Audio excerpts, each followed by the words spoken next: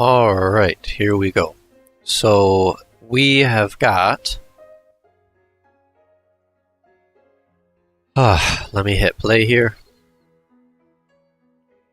We have got a black hole, and we have got light. And if you know your physics, you know that black holes bend the space-time continuum around them.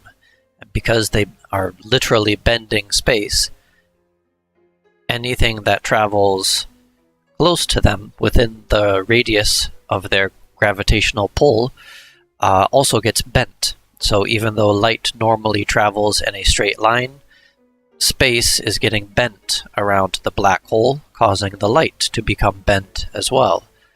So let me just get this a little bit farther away, so you can see the farther away it is, right, until basically we're going straight.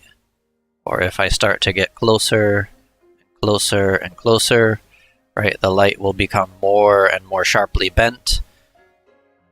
Let me just, right, I'm just going to increase this, right, so you can get some really extreme curvatures, right, even something like that. If we do this, right, now I'm too close. The light, the path of the light is too close to the black hole, so now it gets sucked in and it can't escape. Unless, let me go the opposite way. Right, unless we get far enough away to where the path will just make a nice loop around it.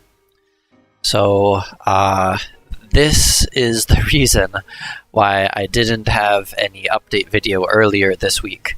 Because, well, you know, I like to say to my students and to other people, come on, it's not rocket science. Well, this is not rocket science, but it's pretty close to rocket science.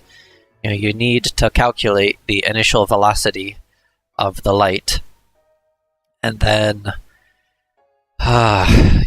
so you need to calculate the initial velocity of the light when it enters the influence of the black hole, and then what you need to do is you need to, that's the initial velocity, and after you calculate the initial velocity, you need to calculate the acceleration, which will be due to this black hole. So then you apply the acceleration to the initial velocity, and this gives you the new velocity, but then you need to apply that velocity to the position, the initial position where the light enters the black hole. And basically you need to make a little loop that simulates how time would pass as the light follows this trajectory.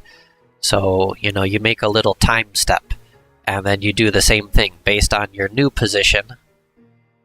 You calculate the acceleration for there, you apply that acceleration to your previous velocity, and then you apply your new velocity to your previous position, and that gives you the new position.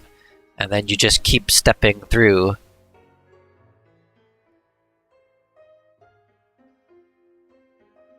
in order to get this position here. So I am hoping to get this working with my previous code over the next week. I'm not sure exactly how long that's going to take, because previously I did not allow light to bend. Even when light passed through a prism, I was not actually bending the light. I was just having one ray of light that would hit the prism, and then right where it hit that prism, I would create a second ray of light, and that would get bent, you know, refracted at a particular angle based on, you know, what angle the light had impacted, or the incidence angle of the light and the prism. And then after it exited the prism, again, I would do just a simple calculation based on that angle. and create a whole new ray of light. So, that's very different from how I'm doing it here. Like I'm actually using 20 different positions in order to allow one ray of light to be bent. So, yeah, I'm not sure how long that's going to take to, integrate with my previous code. But yeah, there we have it. Thank you for watching.